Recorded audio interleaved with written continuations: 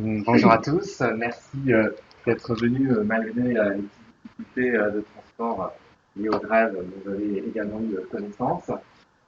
On va parler aujourd'hui du cloud computing. Je suis Eric Lequelec, directeur du département informatique conseil, et j'aurai l'honneur effectivement d'être accompagné de représentants de la société Eco Emballage, Stéphanie Aguillon et Fawaz Ness, qui vont porter leur témoignage sur la mise en place précisément d'une solution de gestion de la relation client au sein de leur entreprise, le tout full SaaS, 100% j'ai envie de dire dans le cloud, et ça permettra également d'entamer un échange avec vous sur les bonnes pratiques de l'intégration d'une solution SaaS dans un système d'information d'entreprise. Alors, dès qu'on passe en effet à cette problématique de l'externalisation, on a évidemment une crainte dans l'entreprise, c'est de se dire qu'on va se déposséder de son système d'information, donc de ses données, et qu'à partir de là, il faut peut-être réfléchir en amont à une stratégie cloud computing qui va nécessiter effectivement d'étudier les offres, ne pas se laisser abuser par ce qu'on appelle notamment le cloud washing. Vous aurez une autre épreuve à surmonter, c'est également les verrous contractuels que vous ne manquerez pas de constater à la lecture des différents documents qui vous sont soumis par les prestataires. Et à partir de là, une fois que vous aurez négocié un bon contrat, vous aurez à piloter ce projet, parce qu'il ne faut pas se dire que c'est pas parce qu'on externalise que tout va bien se passer d'un coup de baguette magique. Comme dans tout projet informatique, vous allez devoir le piloter, ce d'autant plus que vous n'avez pas une totale maîtrise ni de l'environnement informatique, ni bien entendu des prestations qui sont intégrées chez le prestataire lui-même, et à partir de là, ça vous nécessite, d'être d'autant plus vigilant. Donc, si vous devez avoir quelques objectifs à retenir dans ce petit déjeuner, c'est bien entendu cela, et on va les décliner pendant 45 minutes, étant précisé qu'on va vraiment se réserver une bonne demi-heure sur le témoignage d'éco-emballage, et que si vous voulez bien, et vos questions, on les réservera à un temps d'échange d'un gros quart d'heure. Évidemment, ça permettra de revenir sur tout ce qui a été vu au cours de cette matinée. Donc, n'hésitez pas à noter sur les petites bloc-notes dont vous disposez vos questions, on les traitera avec grand plaisir en fin d'intervention. Sur le cloud computing en lui-même, l'actualité est très riche. On a maintenant une dizaine d'années de recul sur ces solutions en nuage, et on se rend compte que finalement, il est nécessaire maintenant d'harmoniser les différentes solutions pour libérer le client et lui permettre d'utiliser les différentes solutions dans les différents environnements pour changer tout simplement de prestataire. Et là, c'est un travail qui a été notamment réalisé au niveau de l'ISO pour essayer d'établir des normes propres au cloud computing et simplifier cette interopérabilité entre les différentes prestations, parce qu'actuellement, on sait bien que c'est pas toujours facile, et ces normes sont censées combattre justement cette dépendance auprès des prestataires. Le cloud computing, ça évoque aussi tout de suite les transferts de données, c'est le principe même, mais transfert de données à l'international, et c'est là qu'effectivement on va parler de flux transfrontières. Et on vient vous dire au niveau de la Cour de Luxembourg en fin d'année dernière que tout ce que vous aviez entendu parler sur le Safe Harbor, qui était la tolérance qui permettait les échanges de données vers les États-Unis, c'est fini. Donc vous devez en revenir en droit commun avec des tas de clauses contractuelles type et de formalités auprès de la CNIL à accomplir. Donc vraiment, ça a été une grosse modification de l'état du droit, et on n'en mesure encore pas très bien les conséquences parce que les choses sont loin d'être stabilisées, ce d'autant plus qu'on nous annonçait un EU-US Privacy Shield qui devait venir en remplacement du Safe Harbor, et dans le même temps, le groupe des CNIL s'est prononcé plutôt de manière très réservée au mois d'avril dernier. Donc, à l'heure où on en est, les flux de transfrontières, c'est pas simple, il faut prendre d'autant plus de précautions juridiques. Et paradoxalement, on a dans le même temps Microsoft, Google et Facebook qui intensifient, les investissements pour multiplier ces échanges transfrontières. Et j'ai notamment lu dans USA Today avant-hier que Facebook et donc Google s'associaient pour financer un nouveau câble transcontinental entre donc la Virginie du Sud et le port de Bilbao pour justement intensifier et rendre encore plus effectives et rapides les flux de données, quelles qu'elles soient, pour les solutions cloud. Donc, comme le journaliste concluait son article, le cloud est sous la mer et à partir de là, les flux transfrontières de données vont encore s'intensifier, quand bien même le cadre juridique nécessite quelques précautions d'usage, mais on va en parler aussi ce matin. Alors, le taux de pénétration du cloud, il va évidemment en augmentant. Plus de 69% des entreprises ont au moins une application dans le cloud. Et évidemment, dans le même temps, on peut découvrir que les prestataires européens ont quand même du retard sur les offres qu'ils peuvent proposer. Je parle même plus d'ailleurs du cloud souverain français, parce qu'on sait que c'est déjà malheureusement du passé. Donc, dans l'analyse des offres qu'on verra aujourd'hui, eh bien, l'environnement international s'imposera à vous, que vous le vouliez ou non. Après, on va évoquer justement l'analyse des risques et comment prendre la bonne décision au bon moment. Alors, avant donc peut-être d'étudier les différentes offres contractuelles et comment ça se passe en pratique, il faut déjà bien avoir en tête ce qu'est le cloud computing. Parce que vous l'avez compris, c'est une donnée qui a plusieurs significations et à partir de là, on a parfois justement des prestataires qui cultivent le flou et qui nécessairement donc ne sont pas volontairement transparents puisque derrière, en termes de facturation et de réalité technique, on ne peut pas toujours s'engager non plus sur des obligations trop précises ou trop fermes. Nécessairement, ça nécessite, dès qu'on veut caractériser et définir le cloud, déjà de voir ce que propose l'état de l'art et aussi ce que propose la loi. Donc je vous rassure, ou pas, mais dans la loi française, il n'y a pas de définition du cloud. Pour vraiment savoir de quoi on parle, il faut se reporter donc aux normes ISO que j'évoquais, dont notamment la norme 17788, et puis en effet aux bonnes pratiques, puisque finalement si on cherche à caractériser le cloud, eh bien c'est bien entendu l'idée que c'est une solution informatique qui est chez un prestataire externalisé, que ce prestataire fournit en effet des facilités qui sont pour l'essentiel mutualisées et que de manière générale, ces donc offres sont scalables, c'est-à-dire qu'elles peuvent évoluer dans le temps avec une facturation qui sera plutôt à l'usage, ce qu'on appelle en anglais le pay as you go.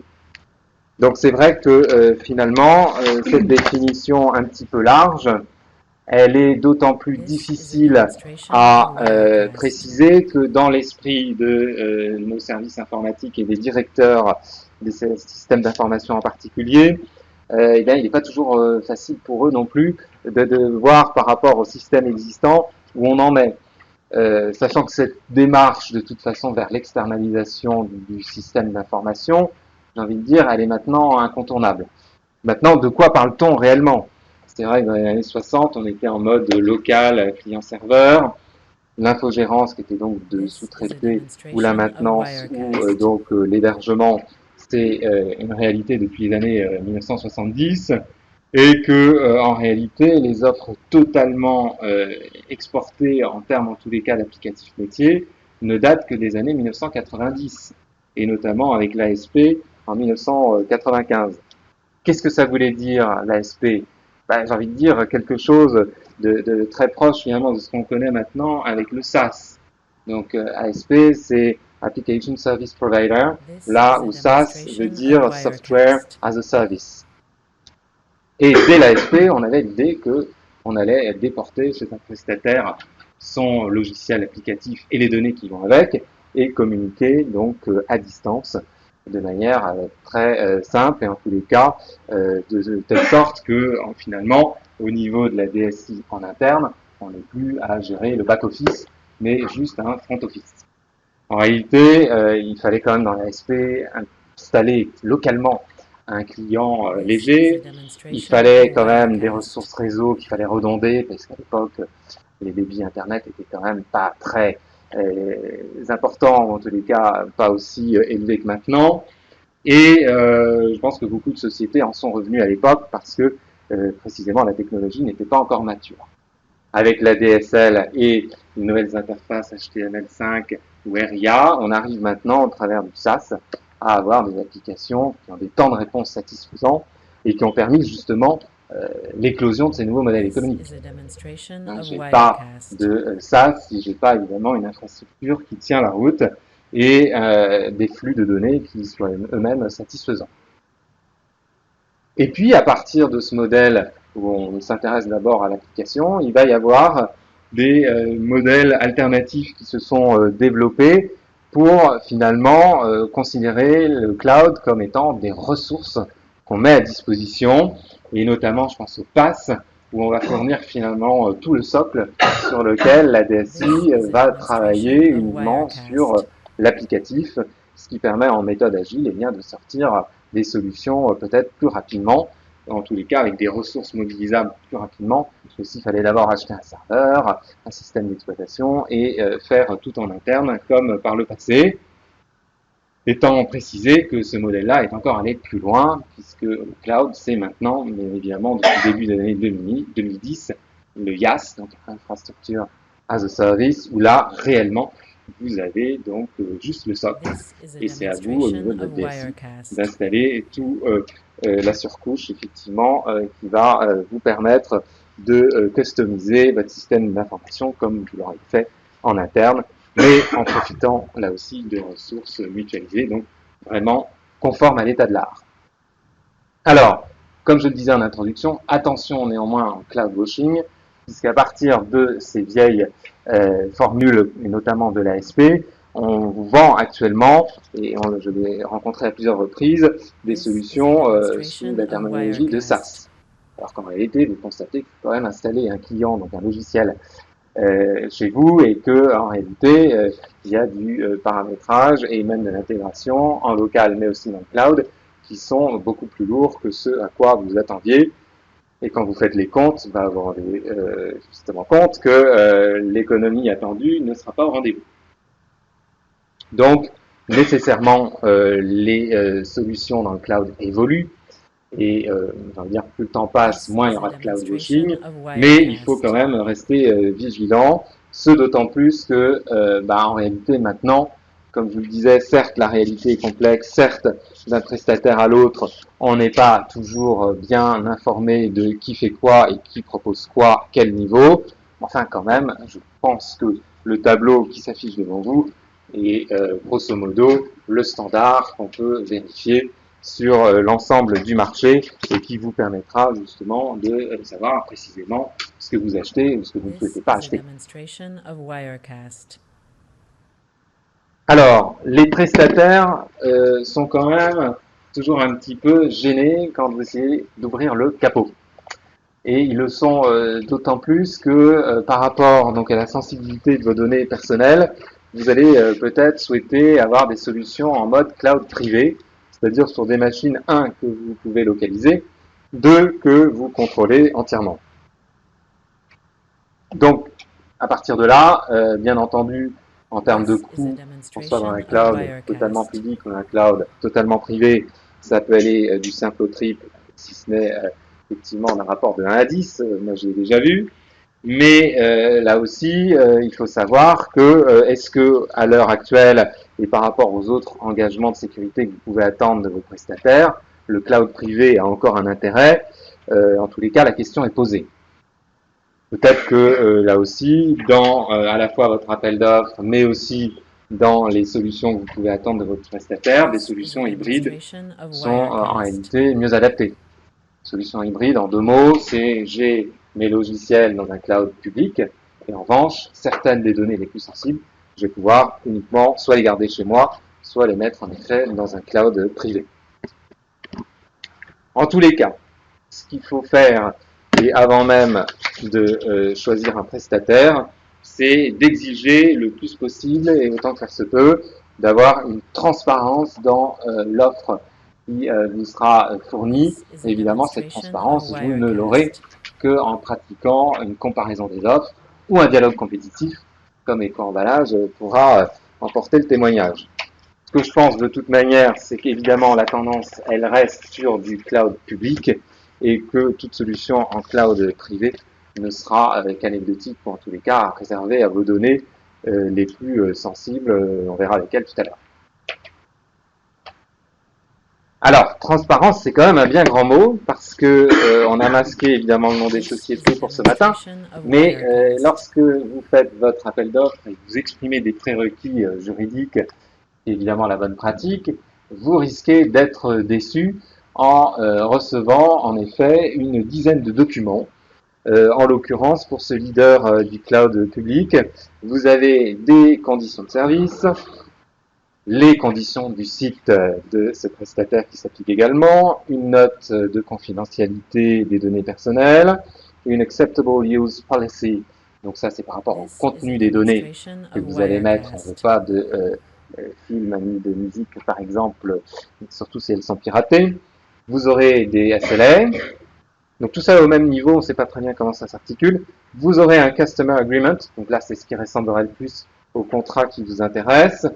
Vous aurez les lignes de conduite des marques de ce prestataire. Je ne vois pas très bien en quoi ça vous intéresse, mais bon, il faut quand même les lire et les accepter. Vous aurez enfin le rapport sur les modalités du service de maintenance que vous attendez, et enfin toute la documentation technique. Donc c'est vrai que quand on reçoit ce type de document, je suis désolé pour les questions, ce sera plutôt après, je vous remercie. On est un petit peu donc gêné et on l'est d'autant plus qu'on ne pourra avoir une vision globale finalement des engagements qui sont les vôtres qu'après avoir lu tous ces documents. Alors bien entendu, moi lorsque j'ai une société d'importance d'éco-emballage, mais également donc avec un projet structurant, j'essaie autant que faire se peut de sortir de ce modèle du contrat d'adhésion en mode take it or leave it. On va plutôt aller sur ce qu'on appelle nous en droit civil un contrat de gré à gré. On va essayer de faire les choses conformément à l'état de l'art, c'est-à-dire mon contrat de fourniture de licence d'une part, avec éventuellement le support ou la maintenance associée, et puis d'autre part un contrat d'intégration ou de développement si je dois avoir des prestations. Maintenant, il faut être conscient que votre propre DSI en interne, si on est du côté utilisateur, peut aussi pousser pour signer vite. Dans ce cas-là, faire appel à un avocat, négocier un contrat sur mesure, eh bien, on sait faire vite au cabinet, vous le savez bien pour ceux qui travaillent avec nous, mais nécessairement, ça ne peut pas se faire en 48 heures. Donc, on est parfois contraint, en effet, d'accepter ces conditions, avec, dans ce cas, et en mode dégradé, peut-être la possibilité d'avoir une side letter ou un avenant à certaines des dispositions les plus gênantes, sachant qu'on a fréquemment donc des contrats soumis au droit américain et que, et bien évidemment, il y a une distorsion avec certaines normes obligatoires de droit français et que finalement, c'est dans l'intérêt bien compris de tout le monde de au moins modifier ce qui paraît totalement, j'allais dire, exotique dans les contrats qui vous sont soumis. Alors, peut-être que l'avenir passera par la réforme du droit des contrats, puisque vous le savez ou pas, mais il y a une réforme qui a été adoptée en février 2016 et qui va entrer en vigueur au 1er octobre 2016. Et on va avoir enfin dans la loi cette distinction entre contrat de gré à gré et contrat d'adhésion. Et pour les contrats d'adhésion, il semblerait que, un petit peu comme pour les consommateurs, et bien même en B2B, on ait enfin une disposition qui permette de combattre les clauses qui créeraient un déséquilibre significatif entre les parties. Et donc, auquel cas, on aurait peut-être à l'avenir des arguments supplémentaires à faire valoir en cas manifestement de clauses qui sont totalement, j'ai envie de dire, en faveur d'une seule partie, le prestataire. Alors, bien entendu, dans la discussion et dans cet effort de transparence, les normes ISO, puisqu'elles sont partagées par tous et par le métier de manière globale, sont un levier pour précisément obtenir des détails sur le service que vous allez souscrire et le niveau d'engagement qui va être associé. Alors, Est-ce qu'il y a des normes ISO auxquelles il faut s'intéresser en particulier? Oui, puisque vous savez, depuis plusieurs années maintenant, vous avez une norme ISO 27001 sur donc la sécurité des informations qui peut être certifiée. Donc là, il y a un tiers auditeur qui va venir s'assurer du respect de cette norme. Et par ailleurs, vous avez d'autres normes ISO qui s'ajoutent, donc 27002 qu'on ne peut pas certifier, mais qui vient renforcer quand même avec 113 recommandations ces exigences de sécurité. Et puis, depuis la fin de l'année dernière également, une norme ISO 27018 sur la gestion des données à un caractère personnel de manière externalisée.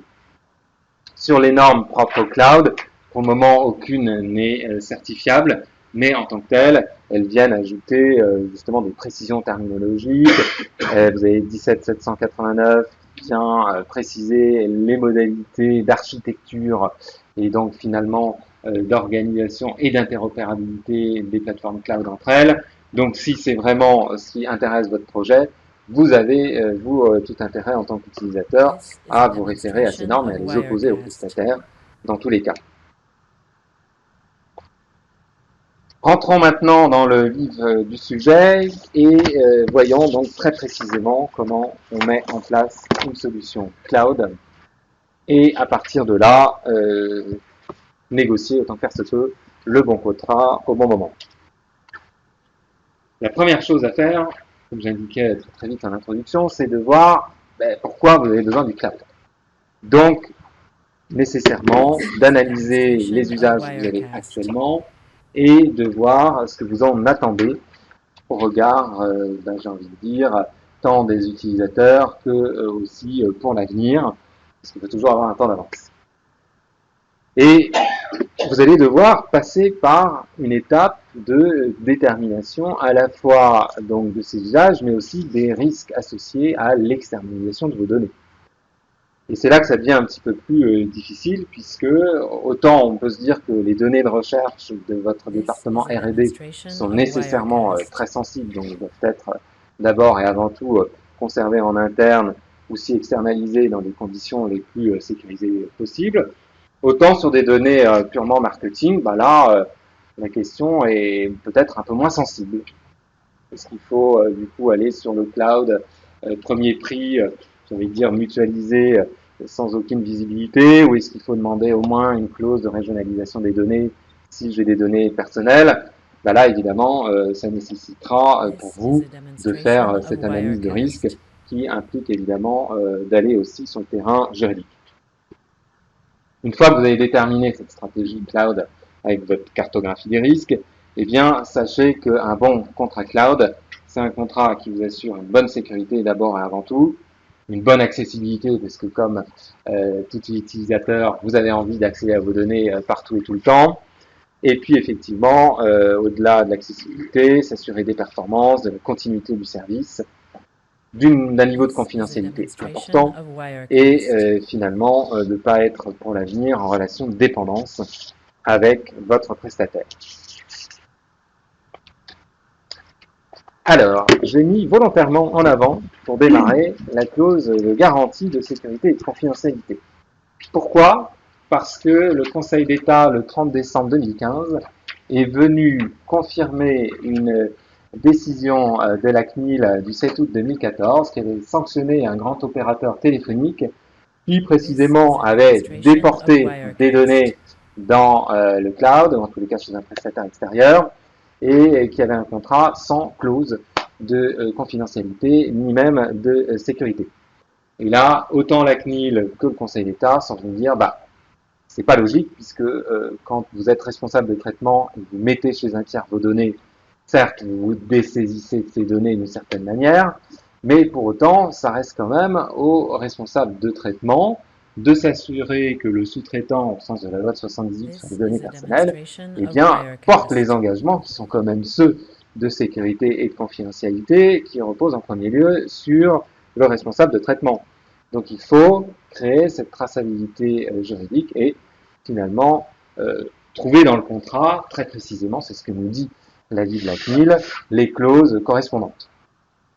Donc à partir de là, première chose à vérifier, est-ce que mon prestataire a réellement des obligations fermes en matière de sécurité et de confidentialité. Deuxième clause, peut-être la plus importante, c'est évidemment celle de responsabilité. Alors là, bien entendu, ce qu'on va vous dire dans beaucoup de contrats d'origine nord-américaine, sans les stigmatiser en particulier, mais ceux qui sont tenus, il y a une clause de best efforts, donc c'est l'équivalent de notre obligation de moyens. Et bien souvent, d'ailleurs, vous aurez même une clause où il n'y a aucune garantie d'aucune sorte et le service est Aziz.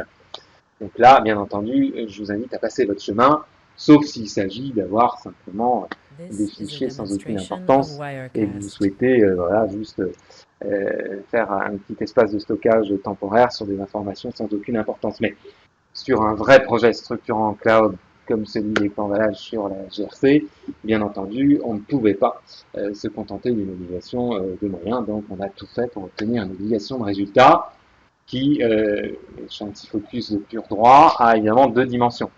Il y a la dimension gestion de la preuve, donc si ça se passe mal, c'est pas en effet le client utilisateur de rapporter la preuve, il suffit pour le client de dire que ça marche pas, c'est du coup un transfert de cette preuve sur les épaules du prestataire qui lui doit prouver qu'il a bien mis les moyens pour que ça marche. Et deuxième dimension, c'est bien entendu l'engagement de résultat, et on le verra au niveau des SLA, avec là aussi possibilité d'avoir des clauses de pénalité.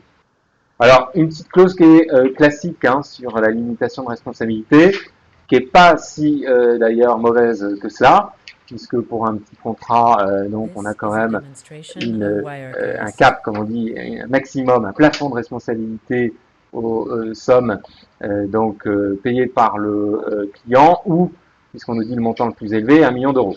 Sur un petit projet cloud, c'est déjà plutôt rassurant. En revanche, là où on peut trouver à discuter, c'est pour les juristes qui sont dans cette salle, la discussion classique entre dommages directs et dommages indirects, et notamment l'exclusion des dommages indirects, qui évidemment fait toujours partie des points systématiquement discutés, surtout, alors c'est pas le cas là, mais lorsqu'on vient vous écrire que moi, prestataire cloud, je suis pas du tout responsable de vos données. Évidemment, c'est légèrement en contrariété avec l'objet même du contrat où vous leur transférez la gestion de vos données. Bien entendu, j'en ai parlé rapidement, mais tout contrat cloud nécessite de prendre en compte la gestion des données à caractère personnel. Il ne s'agit pas d'écrire la loi dans le contrat, mais bien entendu de rappeler les obligations principales et le cas échéant d'annexer par exemple des clauses contractuelles type si vraiment vous ne pouvez pas échapper à la délocalisation de vos données, on peut dire en dehors de l'Union européenne. La clause d'audit, en réalité, il y a deux dimensions. Il y a le benchmark en cours de contrat, où vous continuez de comparer les contrats pour demander à votre prestataire de se mettre en conformité avec l'état de l'art. Et puis, il y a aussi donc l'audit pur et simple, où au moindre doute, vous allez commanditer, généralement par l'intermédiaire d'un tiers expert, donc un audit des prestations donc, qui sont réalisées. Et là, je vous ai mis effectivement une clause d'un leader également du cloud, dans laquelle ce droit d'audit est organisé. Alors c'est une clause un peu légère, mais au moins dans le principe, ce droit d'audit reconnu au client est noté noir sur blanc, et le moment venu, évidemment, ça simplifie les choses, parce que ça veut dire qu'il n'y a pas besoin d'obtenir l'autorisation préalable d'un juge pour faire l'audit, puisque vous avez déjà une clause contractuelle qui le prévoit. Alors quand je vous disais en introduction à cette partie qu'il fallait éviter de se mettre en état de dépendance, eh bien ça veut dire qu'il faut négocier une clause de réversibilité. Et là, je lisais un ouvrage spécialisé pas plus tard que le week-end dernier, où il disait mais c'est vrai qu'il y a beaucoup de sites donc en mode SaaS, où au niveau de l'interface vous avez le bouton Upload, donc c'est ça vous pouvez vraiment charger vos données dans le SaaS sans difficulté. En revanche, le bouton Download, souvent vous mettez du temps à le trouver puisqu'en réalité il n'existe pas. Donc la réversibilité, très concrètement, c'est d'abord et avant tout d'avoir à tout moment la possibilité pour vous d'exporter vos données et surtout en fin de contrat. Alors en fin de contrat, ça va être plus compliqué. Vous n'allez évidemment pas pouvoir vous contenter d'avoir un fichier à plat de vos données. Il y a aussi des composants de métier, notamment s'il y a des développements spécifiques que vous allez vouloir récupérer. Puis au-delà de ça, il y a aussi le passage de témoins entre prestataires. Et comme je vous l'ai dit tout à l'heure, Mais on se rend compte que l'interopérabilité entre plateformes SaaS, ça n'existe pas du tout. Hein. Chacun a ses propres normes, ses propres standards, donc nécessairement, mieux on anticipe la réversibilité avec un plan de réversibilité, mieux ça se passera le jour où vous devrez quitter votre prestataire dans le cloud. Enfin, un dernier point à évoquer, mais là, ça paraît être des clauses de pur juriste, mais néanmoins c'est très important, c'est bien entendu la loi applicable, avec une évolution quand même majeure chez la plupart des acteurs du marché, puisqu'on se rend compte qu'il y a 15 ans, 10 ans, toutes les clauses localisaient le droit et la juridiction, généralement aux États-Unis et au tribunal de Palo Alto. C'est fini. Ils ont pris conscience que pour se développer, il faut évidemment appliquer le droit local, puisque même si on ne veut pas l'appliquer, dès lors que le contrat est exécuté en France, vous avez de toute façon des règles d'ordre public qui s'appliquent. Donc là, les prestataires en tiennent compte et mettent maintenant de plus en plus spontanément le droit français et le tribunal de Paris ou de Nanterre. Un contrat cloud, c'est d'abord avant tout ses annexes. Donc on l'a vu tout à l'heure, c'est vrai que parfois certains prestataires fournissent beaucoup de documents sans hiérarchie entre eux. Quand on a la chance d'établir une hiérarchie entre le corps d'un contrat et les annexes entre elles, c'est évidemment mieux. Et là, si je devais établir effectivement une hiérarchie entre ces annexes, eh bien, j'essaierais là aussi de mettre d'abord et avant toute chose les problématiques de sécurité avant d'envisager peut-être les questions donc de gestion de projet. Alors, quand on parle sécurité, il faut aussi donc avoir en tête que, bien entendu, du point de vue utilisateur, ce qu'on attend, c'est pas évidemment de la sécurité tout de suite, c'est d'avoir avant tout un système qui marche et avec certains niveaux de performance. Donc là, j'ai envie de dire qu'on soit dans le cloud ou un système informatique classique, la question du Service Level Agreement se pose dans les mêmes termes, sachant qu'on attend maintenant déjà depuis 3 ans une norme sur des SLA standards et au niveau de l'ISO 19086 qui ne sort toujours pas. Parce que là aussi, les grands acteurs du marché n'ont pas intérêt à ce que des standards supérieurs à ceux qu'ils appliquent eux-mêmes ne sortent trop rapidement. Sachez quand même que sur le taux de disponibilité des systèmes du cloud, vous verrez souvent 99% de taux de disponibilité du système. Sauf que quand on regarde sur une année ce que ça représente, c'est quand même 4 jours d'indisponibilité. Alors si vous avez une clause qui ne précise pas quand est-ce que ces 4 jours peuvent intervenir, et si même vous avez un délai de prévenance avant que le système ne soit rendu indisponible, eh bien, si un des jours concernés pour un grand magasin, c'est le 23 décembre, ça risque de faire très mal sur le chiffre d'affaires du jour concerné, et plus généralement du mois de décembre. Donc ça peut être là aussi avec des conséquences très importantes. Il est préférable d'aller donc évidemment sur des taux de disponibilité les plus élevés possibles, 99,9% de disponibilité, ça veut dire à ce moment-là que je n'ai que 4 heures par an d'indisponibilité, ce qui est quand même mieux. Maintenant, du 100%, je ne l'ai pas encore vu, donc peut-être qu'on y arrivera grâce au nouveau câble sous-marin Marea que j'évoquais tout à l'heure, encore que il ne faut pas confondre réseau et disponibilité serveur. La gestion de projet, on va beaucoup en parler avec Eco-Emballage, mais ça passe bien entendu par une documentation de projet qui soit elle-même rigoureuse, notamment au travers d'un plan d'assurance qualité, plan qualité projet, on l'appelle comme on veut.